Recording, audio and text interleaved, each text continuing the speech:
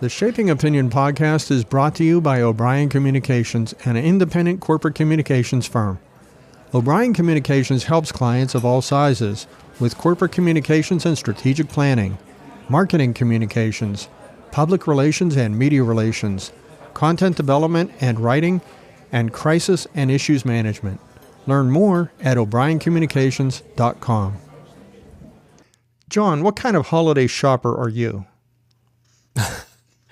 Oh, that's a great question.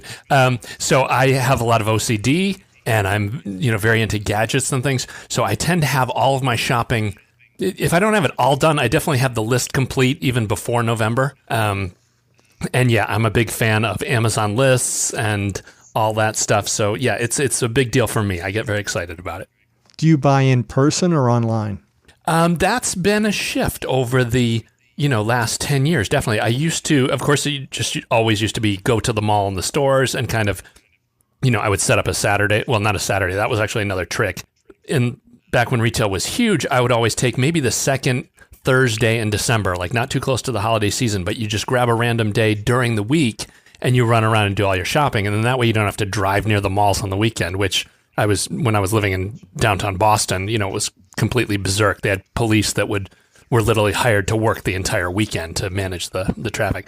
Now, I try to buy everything I can local. I'm really big on local vendors and things made locally and local experiences. I'd rather do a concert or a dinner than buy another plastic toy.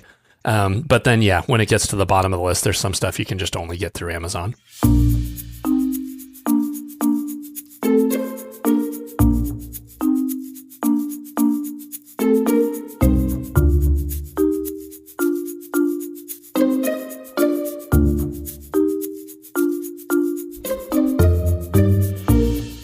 I'm Tim O'Brien. In this episode of the Shaping Opinion podcast, we're joined by John Wall.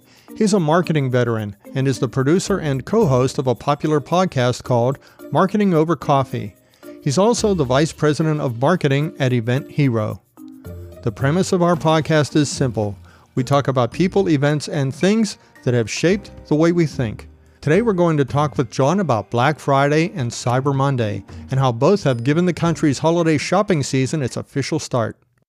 Every year on the Friday after Thanksgiving, the nation marks the official start of the holiday shopping season with what has become known as Black Friday. We're going to talk about the origins of the name and why that day has become so important to the holiday traditions in America, but perhaps even more importantly, an economic indicator and a landmark day for marketers everywhere. We're going to talk about a newer addition to the holiday shopping season calendar. That's Cyber Monday, which is the Monday immediately following Black Friday and Thanksgiving. That's the online version of Black Friday. Since so many people do their shopping online today, Cyber Monday has emerged as a landmark day in its own right. Before we talk about Black Friday and Cyber Monday, we'd like to learn more about you, John, and your own interest in all things marketing. Can you tell us more about your career and how you become so interested in the way companies market and sell products and services? Sure. Yeah. It started for me on the tech side, actually. Right out of college, I ended up working at a company that did alternative litigation. They would do mediation and arbitration. And this was at the time where tech and email was just coming on the scene. Like I was one of the first teams that got my staff laptops. We were the first group that was using email on a regular basis. And I became the guy that could make that happen because I did it within my division. And so they let me do it throughout the rest of the company. And after a couple of years of that, I realized, okay, this legal insurance thing is not for me. I really need to be doing this tech full time. And so from there, I kind of jumped into small companies and startups. And I'm on like my 6th or 7th now. And I love sales and working with people. But the idea of layering technology on top of it, that's basically all marketing is now, really. The majority of the work is, technology powered sales. You're not doing the one-to-one infantry fighting of sales. You're building the messaging and trying to sell to the whole universe in one shot. And that's the fact that it's always changing. There's always tech. There's always people involved. It just makes marketing irresistible for me. What do you think about the technology aspect of it? A lot of people will say that the human element is lost when people turn to technology or rely too heavily on technology. What do you think about that? No, it's, marketing is always a blend of marketing and tech. There is a bit of there's more of a gap though. I mean, it's come to the point now where like if you never want to deal with an actual human, you can do whatever you want to do. You can buy from Amazon and it will just show up on your porch and you literally can just live in your bathrobe if you wanted to do that. But I don't think that's changing people. The people that want to live like that, they were the same people that were the curmudgeons, 30 years ago. They're no different. And for the people that do like to interact with other people, all this tech has just been amazing. I mean, when you think about, you even kind of take for granted, the stuff that we can do with Facebook and on our phones, all this stuff was completely impossible not even 10 years ago. So to frame this in a big way, I do a lot of work with Trust Insights on with automated intelligence and a lot of the stuff that people are worried about losing their jobs.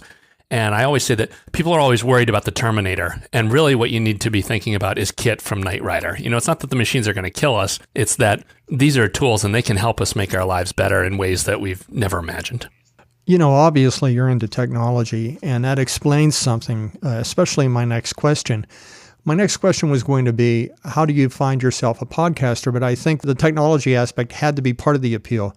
What was the full appeal? How did you end up becoming a podcaster? Yeah, it's, funny, before we jumped on, we were talking a little bit about NPR and how, they were there already doing all this stuff, and then the technology just got thrown on top of it, and, they were able to take advantage of it, and they've run with it. And it was just similar to me in that, I was always into marketing, and when podcasting kicked off, I was actually at Marketing Sherpa, which was a marketing publication, so I was already kind of reporting news and looking at cutting-edge marketing stuff. But the other thing is I've always been a huge music fan. I have a huge music collection that I always curate. I love audio gear. Audio is a big deal to me too. So the fact that it was kind of marketing, audio, and technology all bundled together, as soon as I heard about it, I had to give it a shot. Well, your podcast is amazing. I've been an avid listener for years, Marketing Over Coffee. And it's not just about marketing. There are so many podcasts out there that are more or less people mailing it in, but you really do your homework and you dig into some deep topics. And what kind of feedback do you get on that type of content? Yeah, that's so there's a lot of things that went into the evolution of it. Actually, when I started back in 2006, I was doing more of a morning radio thing. I was trying to copy Don Imus. I was doing like these 10-minute pieces where we would talk about news, talk, and entertainment. And then after a couple of years of that, I realized that one thing I definitely needed was to bring in a co-host. I can't do just single talking head. I needed to have somebody to bounce ideas off of. And the other thing that finally came to light with me was that, you have to be niche. You have to be unique in your space. You can't just be yet another talk show. And so this deep dive marketing stuff became our thing. That was it. And I've always felt that, as listeners, if they're serious about marketing, it's totally fine if 80% of the stuff goes over their head or they have trouble with it, because they can always go back and look. They can always go back and Google things. But if you make it to, level 101, 70% of the people just aren't going to be interested because it's beginner stuff and they're going to blow it off. So I've always erred on, we always talk too fast and we always cover too much, but people still seem to love it. One of the nice things I like about your podcast, because it is called Marketing Over Coffee, is that you actually record it in a Dunkin' Donuts, and at least not all of your episodes, but enough of them. And because of social media, we get to see actual photographs of you and your co-host at a Dunkin' Donuts recording an episode. That actually brings us, though, to our topic for today, because that's in a retail establishment where you record your episodes. We're going to talk today about Black Friday, and Black Friday is all about retail. The term was first used in September 24th, 1869, and that was when two investors, Gould and Jim Fisk, drove up the price of gold and caused the market crash that day. The stock market actually dropped 20%, and foreign trade stopped. Investors and farmers were devastated. The second time it was used, this term, Black Friday, was in Philadelphia in the 1950s, when local police used the term to describe the misery they would experience trying to control the large crowds, because there was not only the traffic of the shopping and the holiday tourists, but also the annual Army-Navy game was in Philadelphia every year at that time, and that brought in big crowds. So that was miserable for the police, and they called it Black Friday. So in 1961, Black Friday actually became a thing in Philadelphia. Retailers tried to change it to Big Friday, but that never caught on. The term didn't spread to the rest of the country until the 1980s. And that was when retailers redefined the term into something more positive. The concept was, let's change red to black. In other words, it was an accounting term. That was when America's retail stores finally turned a profit, turning their books from red to black. Now, John, is this really true, this story or this legend about red to black? Yeah, I think there are plenty of organizations that do cross over at that point. But when you look at a lot, I guess when you look at big box department stores, definitely, you're looking at the right switch there. When it comes to things like jewelry stores, though, or places that have huge margins, it's a huge day that they love. But yeah, no, I think they've made the crossover far before November. Retailers used to have Christmas parades around Thanksgiving, and that marked the official kickoff to the holiday season. And Thanksgiving was always on November 30th. And that only changed when FDR, Franklin Delano Roosevelt, with congressional approval, changed it in the early 1940s. It was actually in 1941 where he changed Thanksgiving to the last Thursday in November to help retailers following the Great Depression. And that provided retailers with a shopping day on Friday. And that actually was designed to boost the economy. Now, John, we bring this into a little bit closer to home today. What kinds of stores tend to do better on Black Friday? Well, right now it's, the Best Buys, Targets, it's kind of this battle for who's got the cheapest big TV, that morning. That's where we see a lot of the chatter and most of the action.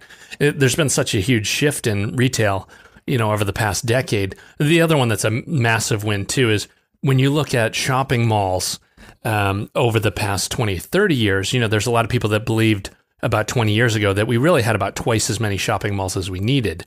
And you see that now, and that so many have gone under, yet the ones that are surviving are just completely crushing it. When you look at, say, up around Boston and Natick, at the Natick Collection it's a complete, mad zone and riot there around Black Friday. So, I think, the big shops that are surviving are doing well, but then a huge portion of the market has vanished. And there's definitely been such a massive transition to online that it's much different than it's ever been. That's so true. Online is definitely a big part of what we'll be talking about today. It's in other words, we're talking about Black Friday, and we'll also be talking about Cyber Monday, and they are intertwined. And even when we talk about sales numbers on Black Friday, we can't avoid talking about the online numbers. But you had mentioned televisions. What other things are people buying on Black Friday? What are the big merchandise that people seem to be buying on that day? Yeah, consumer electronics dominates. And then after that, a lot of it is just really defined by the vendors, whatever they choose to put on sale for that week. There's just so much going on as far as bargain hunting and people that are kind of showing up for those massive deals. Yeah, aside from that, aside from kind of the big TV or whatever the electronic thing is, it's interesting to see more of the phone providers and, computer manufacturers trying to get stuff to land. And then the other one that just blows me away is video games. And I think this is just going to be a massive Christmas with Nintendo Switch because they've got some big games that are available digitally. So instead of now all this incredible, insane logistics of getting, CD-ROMs or cartridges or whatever to stores and having all these shortages, literally as soon as everybody opens up that box, they can all go to the web and download it. So the cash is just going to have to come pouring in. That raises another issue, and it's a marketing term, and it's a marketing strategy, and that's scarcity. One of the things we don't think of the term scarcity when we think about Black Friday, but we do think of scarcity because some of the most legendary stories of Black Friday involve scarcity and usually involve toys. Do you remember any big stories of some toys that were the hot toy that Christmas, and there just weren't enough of them to go around on Black Friday? God, yeah, the list is just, in fact, the goal is that retailers would love to have that every single year. And in fact, I just finished recently this book, Console Wars, talking about the battle between Sega and Nintendo and kind of what went on there. And Nintendo is just a master of, planning those shortages to keep the hype at fever pitch. And so, yeah, there's like all the PlayStations have all caused riots when they've all come out.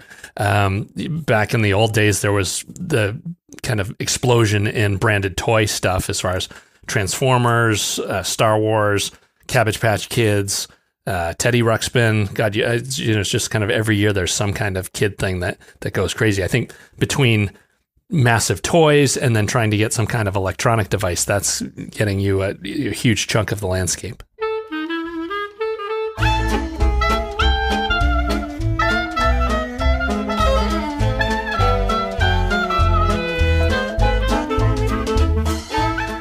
What do you think brands think of when they see news reports about people fighting for their products? Oh, God, it's what, I hate to say it's what they want, but it is what they want. I mean, let's be honest about, Walmart, Target, all these big box retailers, their prices, their margins are very slim on this stuff already. So the only reason they're lowering these prices is to get the traffic in the store. And the only two things they're hoping to get out of that is one, that when the people are in there, they're going to buy some of the other stuff that's not marked down so that they actually hopefully make some money. And then the other half of it, though, is it's free publicity. You'd hope it's just people lining up outside and, some happy pictures of the 4 victorious people running with their boxes. But, sadly, in this day and age, too, there's a lot of like, okay, how many people got beat up and how many kids got punched to get the $2 toy or whatever. But again, it's more publicity. You're making the rest of the world feel like they're missing out because they're not joining into this frenzy.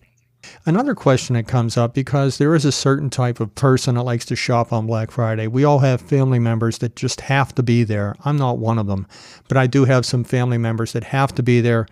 And sometimes people now are going on Thanksgiving evening or Thanksgiving Day. But do you know anything about the demographics of the people that shop on Black Friday? No, that's a great question. I have not done any deep dive into that kind of thing.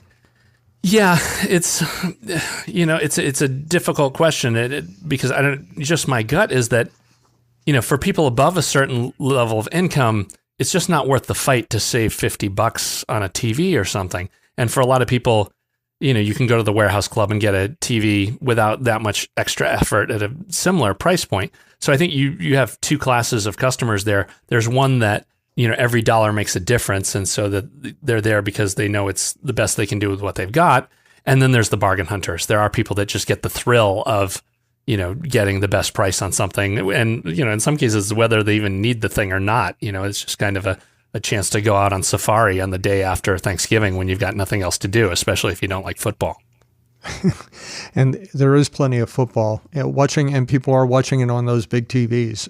But Black Friday, it seems to be one of those things that where the lines have blurred over the years, because it used to be on Friday and now it actually starts on Thanksgiving Thursday.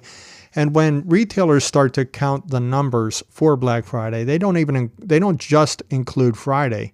They now call it Black Friday weekend, which goes from basically Thursday until Monday. And they count these numbers, and I have some statistics here for you. In 2017, last year, 11% of Black Friday shoppers started their shopping prior to 5 p.m. on Thanksgiving. The source of this is the National Retail Federation. Another 11% of shoppers started at 6 p.m. on Thanksgiving evening.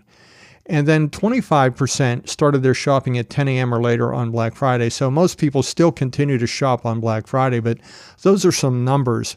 And then those numbers carry forward through the whole weekend. Can you tell us a little bit about the discounts? Are there really many discounts on Black Friday? Are people getting many good deals? And I've done, disclaimer, I've done no formal research on this whatsoever, but it seems like a lot of the major deals are also extremely limited supply. It's kind of like the first 20 people get the deal on this TV. And so the folks that are there at 6 a.m. get it. But if you show up at 2 in the afternoon, the big massive deals have been picked clean. From a marketing standpoint, purely, a lot of times we call things like this manipulations, because you're not really changing anything. You're just tweaking a price here or there, or you're kind of changing the overall experience to drive a little bit more business, but it's not changing a lot of what's going on. I think the big thing is really that it's leveraging the human behavior that most people are deadline driven, especially when they're busy with work life and other things, by creating this deadline of like, okay, well, now you've got a free day. And oh, by the way, Christmas is less than a month away, get down to work. And people do. They're predictable in that manner. So, I think there are deals to be made. Obviously there's, money flowing, which is all the stores are interested in. How much, in fact, I can say without a doubt that if those shoppers were truly diligent, if they were looking, say, in the 4 or 5 months prior to Christmas, they could probably do as well or better on pricing. That's definitely a day when retailers start to play a little bit with their prices. You're in a nice position where you can observe some of these things. And one of the things that always amazes me is what certain retailers do to generate sales. Are there any particular retailers that you think do a really good job from a strategic standpoint of marketing themselves for the holiday season? Again, the video game industry, or the toy industry, they just, build their whole business around this and happening. And there's even, there have been some shifts as far as things where, the manufacturers only require payment in December. They kind of stack everything because they know that that's when the cash flows in. So I think as far as a big meta thing, but as far as just kind of clever campaigns, I don't know, you kind of always end up pointing at Target and Walmart as doing a good job. Once in a while, you'll see a great ride-along campaign, maybe someplace like a restaurants or theaters that will do things where you can jump in on the frenzy. And, it's great for local businesses or for downtowns that are smart enough to band together and try and make something happen out of it. Another one, the American Express small business holiday stuff that they do is great. They do a good job of, trying to drive traffic to local business and push things like restaurant gift cards that support your local economy. I think that stuff is great.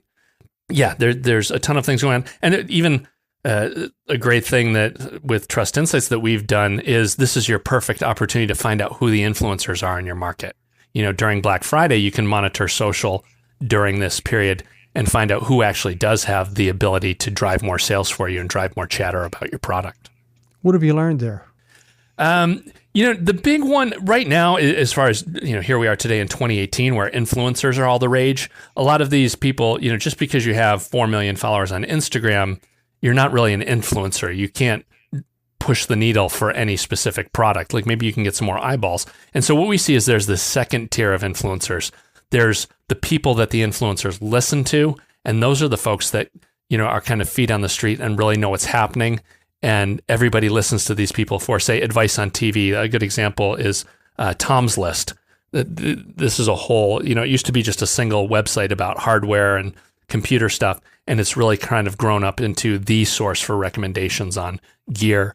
Another one, the website, The Wirecutter, I think they were acquired by the New York Times recently. But it's the same thing of these, people outside of the sphere have never even heard of them, but the people that know it, it's their first, person to turn to when they're looking for advice.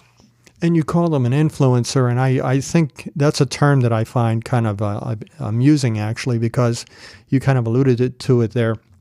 Someone with 15,000 or 20,000 followers is considered an influencer. That doesn't mean they actually have influence. It just means they have 15,000 or 16,000 followers. But what you're describing is people who actually have influence on sales. And it doesn't sound like they're relying strictly on social or maybe even that much on social. What is it? Are they using blogs? Is that what it is? Well, it's all over the board. I think the better ones are using everything. They usually have their own blog, and then they're using all the different social channels to drive traffic to it. And even blog is a little bit more niche than I would say. It's really their website, their web presence, whatever it is, which could be, it could be a blog behind the scenes, but maybe it looks more like a magazine or a buying guide or a storefront to the general public. But yeah, that's the you kind of need to be on all channels. And I guess, this is a great point. You need to have a clear path through to the sale. You can't just put pictures up there and hope stuff happens that people will jump over. You literally want to know where you're going to get the people. You put content in front of them, and then they have a path to go somewhere to buy it and close the deal. So they're more or less aggregators more than influencers, aren't they? Yes, I would say that, except that, over in marketing and tech, aggregator has a real specific definition as far as people that are gathering up other people's content. They're actually like not doing any original work. They're gathering up resources. I guess you could say aggregators of people. That would be a fair definition. Well, we have some big numbers, and then I do want to talk to you about Cyber Monday. But just to recap what we talked about here with Black Friday, last year, holiday sales from November to December totaled $691.9 billion, and that was an increase of 5.5% over 2016. And Black Friday last year was responsible for $7.9 billion in online sales. That was $7.9 billion on Thanksgiving Day, $2.87 billion spent on Black Friday. This was an increase of 17.9% over 2016. Over 174 million Americans shopped on Black Friday weekend last year. 77 million Americans shop on Black Friday itself. And the average per person spending on Thanksgiving weekend last year was $335, most of which was for gifts. And older millennials, 25 to 34-year-olds, spent $419.52 per person. That means millennials are spending more on Black Friday than the rest of the population. And these numbers are all higher than 2016. So those are some interesting numbers. But now we look at Cyber Monday. Now, I'll give some background on Cyber Monday. The National Retail Federation coined the term in 2005 through its division. That division was called shop.org. In a news release issued a few days before Thanksgiving, they used the term Cyber Monday to tell the story of how 77% of online retailers had seen their sales increase substantially on Cyber Monday. The story is they considered calling it Black Monday, but there was already a term associated with that was not good, associated with the stock market crash. Now, Cyber Monday is a big day. My big question for you, John, is do you think Cyber Monday is going to overtake Black Friday? Do you think people are going to forget Black Friday in the coming years and start thinking Cyber Monday? No, it's funny with a lot of this tech stuff too. We always talk about that. The fear is always that things will get crushed, but it always ends up being along with. And granted that a lot more shopping may end up being done online, you still have the fact that people don't really have anything to do on that Friday, so they're going to go out and do something. Again, they may not open their wallet as much or come home with as much stuff, but it'll never extinguish Black Friday. Now, what about Cyber Monday? Is there a different type of shopper that buys on Cyber Monday? Do you think that's really a thing? Well, yeah, it's so like those NRF numbers, and I think shop.org monitors a lot of that stuff. We've been watching it pretty closely for the past 5 or 6 years, and it's definitely a thing. People, and it's kind of odd. I don't know if anybody's done any study about that whole work thing, but there's a lot of discussion about that it's that people are away from their kids on Monday and they're looking for some way to sneak away from work for a little while, so they do some shopping at the office. And I don't know if that's entirely true, if they're going home and doing it at night or whatever, but there is definitely, there's these massive bumps every Monday. And the interesting thing with it has been, whereas, Black Friday is that fixed anchored Friday, a lot of the stats are actually tracking multiple Cyber Mondays. They're looking at each Monday coming right up to Christmas. And the big one has always been the Amazon deadline. That's become the new crazy one. It's like, okay, what's the last Monday you can still order your presents to get them from Amazon in time for Christmas? And yeah, I don't know, the last time I didn't check numbers last year, but the year before when I was looking at them, it was about that second or third Monday in December was when you were getting when it would peak, when it was the most. I mean, it was still huge all of the other Mondays, but as you got deeper into December, the numbers continue to grow. I'm glad you mentioned that, because when I first heard the term Cyber Monday, I thought that's what that was. I thought that was pretty much one of those days where you knew that you could order something and from wherever it had to come, it would get to your place on time before the holiday. But when I read my material before this program, that's when I learned this whole theory about people wanting to do this from work where their kids weren't. But even that notion is kind of dated, because people can do their holiday shopping from their smartphones. So they don't need to be at work to use a computer. And actually, I have some interesting statistics on that. In 2017, last year, online shoppers spent $6.6 billion on Cyber Monday, and that was an increase over 2016. But here's the interesting statistic for me. 39%, almost 40%, did their shopping on smartphones. And that is, to me, that is really an amazing thing, because if that was the case last year, it's only going to increase this year. What kind of changes have you seen with smartphone use? Yeah, that's been very interesting. I mean, the big sea shift is just the fact that the smartphones have gotten so good that for non-professionals, some of them don't buy computers anymore. They're able to get everything done on their phone or a tablet that they would do on a computer. So the kind of the home computer has already left its age of supremacy. It's also been really interesting to see kind of how platforms work and where things go. Over in the Far East, you have platforms like WeChat, which have actually started to replace the internet. I mean, companies have their entire ordering and customer service process within these social networks, and you have chat and you have a bunch of other things that, all business gets conducted within the social network. And about a year ago, maybe 2 years ago now, we were looking, and I definitely thought that that was going to be the path for us. But then with the fake news explosion and the repercussions for Facebook, we've actually kind of swung in the other direction now, where people are so suspicious of social networks that they're less likely to transfer more and more of their business there. And of course, the States has done a far better job of the social networks really getting businesses hooked, and letting them set up accounts and pages, and then suddenly coming back 2-3 years later saying, oh, if you want to access those audience, you need to be paying us. So a lot of businesses have seen the light that, hey, if we have our own website and we're doing this via the internet, we don't have to worry about somebody else closing the door on us. So, and now we're at the latest stage of this is, direct apps where you can shop on Amazon and have all your lists on an Amazon app. And it's definitely convenient. That's always been at the heart of the cell phone is every busy person has, you're waiting in line for something and you've got 7 minutes. Well, you can go buy a couple Christmas gifts and knock a few things off your list. Oh, I love shopping with my smartphone. I do a lot of my shopping online for business and for personal use, and I definitely like doing it on my smartphone. That actually, in the course of what you were just saying, reminded me of something. Years ago, I had a client who actually was a mall developer, and they also owned a chain of department stores, and they used to use a term. It was their mantra, and it was, all retailing is theater. And their whole point was, and this is in the day when we were talking about shopping malls, and even then there was this criticism about retailers that the shopping mall was starting to lose the shopping experience that you might have had once in a downtown area or in a center square area. So the shopping mall was always sort of criticized for that. Now here we are looking at online shopping, and we are faced with this issue of do people physically need to shop, and what's the attraction? Or is the convenience of online better for them, like as you said, even with custom apps? So I guess my question there is, if retailing is theater, what is it about the physical shopping experience that mall developers and mall operators and retailers are going to play upon to get people to keep coming back to these stores physically?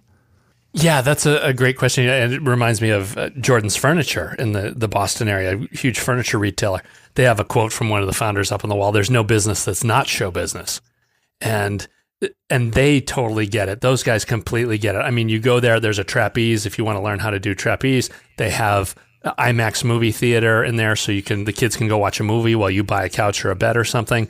They have food. There's usually a restaurant right on premise, and it's like a Fuddruckers or Kelly's Roast Beef for any Boston fans. But those guys get it. They're making an experience out of going there and doing it. And I think a lot of the shopping malls have really missed the boat and screwed it up. They've done nothing to kind of make that kind of thing happen. I mean, there's so much just sitting around. You can think of stuff that a shopping mall could do to improve things. I mean, there's no reason they shouldn't be running buses from those old center of towns over to the mall, during holiday season. Like, why make people deal with parking when you could shuttle them in and out? Another thing is having these bizarre carts on the lower floor where people are getting hassled to try hand creams and things like that. I mean, if you would do just one survey, you'd see that there's a whole class of people that go up to the second floor of the mall so that they don't have to walk through that gauntlet. Yeah, the retailers that have missed the boat on that are still feeling the pain. They're basically just winning because they have the geography of the best real estate.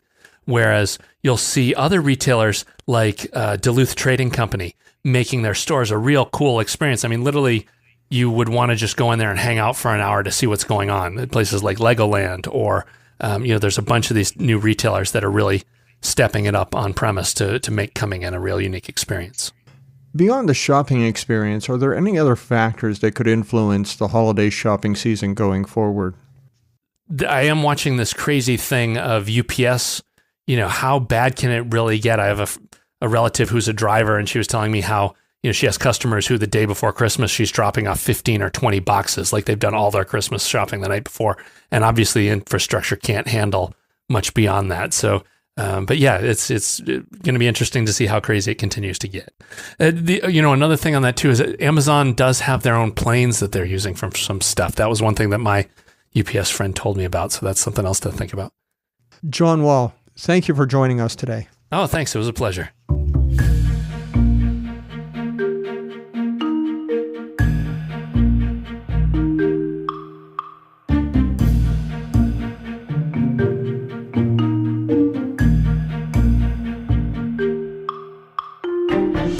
Make sure to check out our show notes for more information on everything that we talked about today. You'll find a bio on our guest, John Wall, and you'll find more information on the history of Black Friday and Cyber Monday. You can also listen to other episodes. We want to know what you think. On Twitter, just tweet to us at Shaping Opinion, or you could get in touch with us through our website, shapingopinion.com. You can subscribe to the Shaping Opinion podcast in many ways, and they're all free and easy to find on your favorite podcast channel. This is where we talk about people, events, and things that have shaped the way we think. Until next time, I'm Tim O'Brien.